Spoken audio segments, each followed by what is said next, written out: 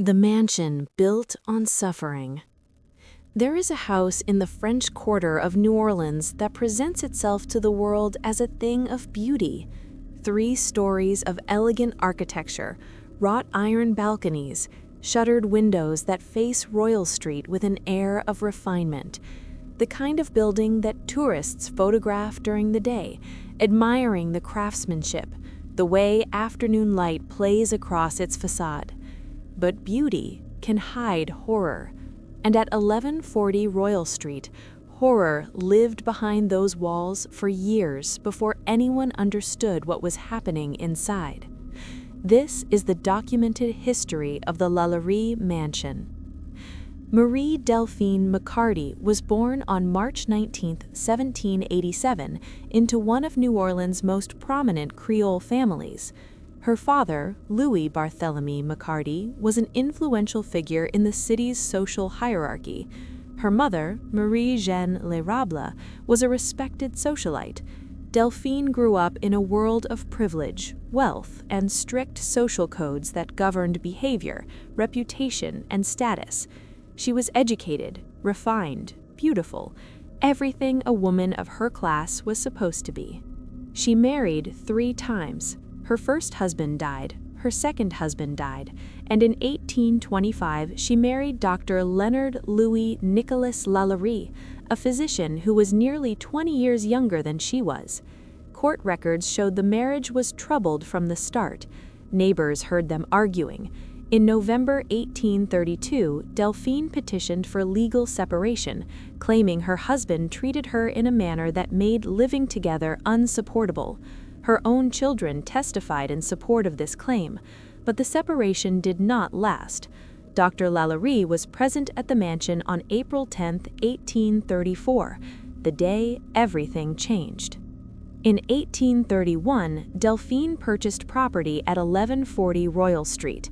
She managed it in her own name, which was unusual for the time, but not unheard of for a woman of her wealth and social standing.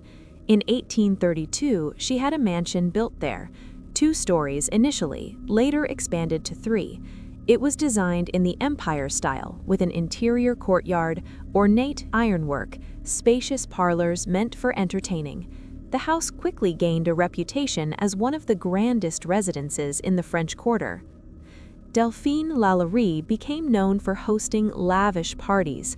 The city's social elite gathered in her home, drinking champagne, discussing business and politics, dancing in rooms lit by chandeliers.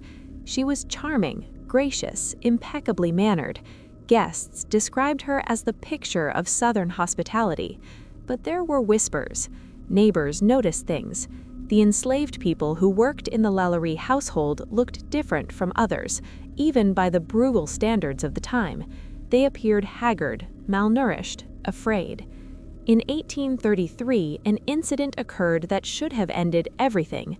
A neighbor witnessed Madame LaLaurie chasing a young enslaved girl through the house with a whip. The chase continued out onto the roof. The neighbor watched in horror as the child, trying to escape, fell from the top of the building to the courtyard below. Her body, according to witness accounts, appeared as if every bone was broken. She was buried quickly in a corner of the yard. Investigations ensued. This was not because they particularly cared about the life of an enslaved child, but because even in 1830s New Orleans, there were limits to what could be openly tolerated.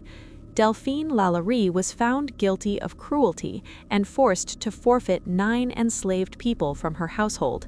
They were taken away and scheduled to be sold at public auction. But Madame LaLaurie had connections, wealth, and determination. She arranged for relatives and friends to purchase the enslaved people at auction. Then she had them secretly returned to her mansion. All 9 came back, and whatever was happening in that house continued behind closed doors, hidden from the world that gathered in her parlors to drink and dance and gossip. On the morning of April 10, 1834, smoke began rising from the LaLaurie mansion. A fire had started in the kitchen. When neighbors and authorities arrived, they found a 70-year-old woman chained to the stove by her ankle. She was the cook. She told them she had started the fire deliberately as a suicide attempt. She said she would rather die than face what happened to people who were taken to the upper room. She said those who were taken up there never came back. Rescuers asked Madame LaLaurie for the keys to access the slave quarters and attic to ensure everyone had been evacuated. She refused.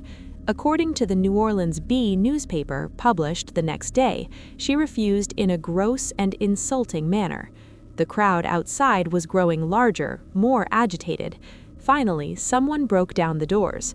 What they found in the attic became a matter of public record, reported in multiple newspapers, investigated by authorities, and witnessed by enough people that the basic facts cannot be disputed, though the specific details have been embellished over nearly 2 centuries of retelling.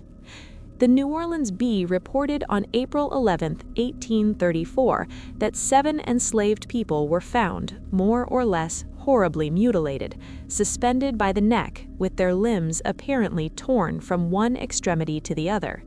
The newspaper stated they had been kept alive merely to prolong their sufferings, subjected to what the most refined cruelty could inflict. These victims were removed and taken to the Cabildo, where over 4,000 New Orleans residents came to view them, a macabre public display that speaks to both the horror of what had been done and the complex racial attitudes of the time. Later accounts, written by Harriet Martineau in her 1838 book, Retrospect of Western Travel, provided additional details based on interviews with locals. According to reports that emerged in the weeks following the fire, bodies were discovered buried in the yard when investigators began digging. The Pittsfield Sun newspaper, citing the New Orleans Advertiser, reported that 2 of the enslaved people rescued from the attic died shortly after from their injuries, and that additional bodies, including that of a child, were found in a condemned well on the property. Funeral registers from St. Louis Cathedral document the deaths of 12 enslaved people at the Royal Street Mansion between 1830 and 1834, though the causes of death are not listed in the records. Among the dead were a woman named Bone and her 4 children, who all died within a 2-year period.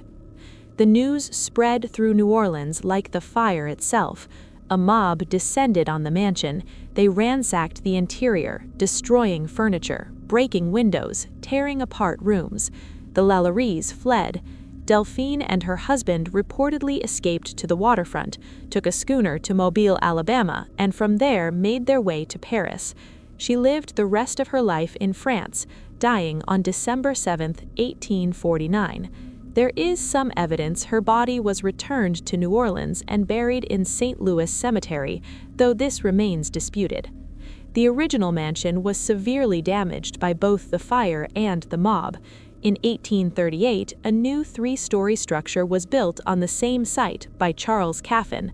This is the building that stands today at 1140 Royal Street. It has served many purposes over the decades: a school for a time, apartments, private residences, but no owner has lived there for more than a few years. The pattern repeats. Across nearly 2 centuries. Actor Nicolas Cage purchased the property in 2007 for over $3 million. He lost it to foreclosure in 2009 during financial difficulties. Locals whispered about a curse. The mansion has been on and off the market multiple times since then, with asking prices reaching over $10 million for a piece of New Orleans history that most people would rather admire from outside than live within. The reports of paranormal activity began almost immediately after the fire in 1834 and have continued ever since. Residents and visitors describe hearing screams in the night, the sound of chains rattling, footsteps in empty rooms. Some report seeing apparitions of enslaved people, still bearing the marks of their suffering. Others claim to have encountered the ghost of Madame LaLaurie herself, walking the halls of the home where she once entertained the city's elite. In the 1990s, parapsychologist Christopher Chacon conducted a months-long scientific investigation of the property, commissioned by the building's management after numerous reports of unexplained phenomena. His investigation documented hundreds of accounts of paranormal activity from residents, visitors, and workers. Tour guides who bring groups to the mansion regularly report unusual experiences. One guide described feeling her bag yanked twice while standing outside the property, turning to find no one there. Others speak of sudden temperature drops, electronic equipment malfunctioning, and an overwhelming sense of sadness or dread when standing near the building. The mansion has become a focal point for ghost tours in the French Quarter. Dozens of tours stop there nightly, guides recounting the story of Delphine LaLaurie to crowds gathered on the sidewalk. The building was featured prominently in the third season of American Horror Story, with Kathy Bates portraying a fictionalized version of Madame LaLaurie. The exposure brought renewed attention and transformed an already notorious location into an international symbol of historical horror. But historian Tia Miles has raised important concerns about how this history is presented and consumed. In her work on dark tourism and the memory of slavery, she points out that ghost stories can serve to obscure and trivialize the very real suffering of enslaved people. The paranormal narratives, entertaining as they might be, risk turning genuine historical trauma into entertainment, reducing the victims to ghosts in someone else's scary story, rather than recognizing them as human beings who endured torture and death. This tension between historical truth and ghost story folklore is perhaps unavoidable with a location like the LaLaurie Mansion. The documented facts alone are horrifying enough. 7 people found chained and mutilated in an attic, 12 deaths recorded in church registers, a woman with social standing and wealth who used that position to inflict suffering on people she held in bondage, a city that looked the other way until the evidence literally burned through the walls and could no longer be ignored. What happened at 1140 Royal Street between 1832 and 1834 is a matter of historical record. What happens there now, or what people claim happens there, exists in that murky space between documented experience and the stories we tell ourselves about places where terrible things occurred. The mansion still stands. It is a private residence, not open to the public, though that does not stop people from gathering outside, taking photographs, hoping to glimpse something through the windows, or feel some presence emanating from within. The building is beautiful. That has never changed. The ironwork is still elegant, the architecture still impressive, but beauty and horror have always lived together at this address, and perhaps they always will. If this examination of documented history and its lingering shadows has held your attention, I would appreciate it if you would take a moment to like this video and subscribe to the channel. There are more locations where the past refuses to remain past, more places where history demands to be remembered, even when we would prefer to forget. I will be here to guide you through them, always with respect for what actually happened and for those who suffered. Until next time, remember that the most haunting stories are often the ones that are true. The LaLaurie Mansion stands as testament to that truth, a beautiful shell containing memories of cruelty that nearly 2 centuries have not erased. Some houses hold ghosts, some houses hold history, and sometimes there is no difference between the two.